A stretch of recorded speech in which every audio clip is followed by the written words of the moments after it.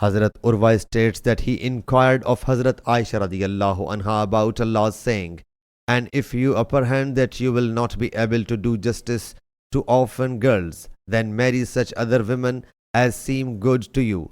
2, 3, 4. But if you are afraid that you will not be able to keep two wives on equal terms, then marry one only, or captives whom you own. This is nearer to keeping you away from doing injustice.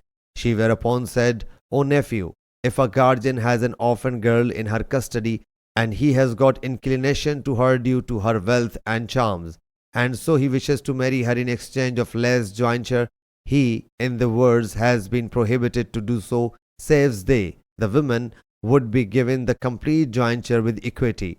Otherwise they, the guardians, have been ordained to marry the women other than them."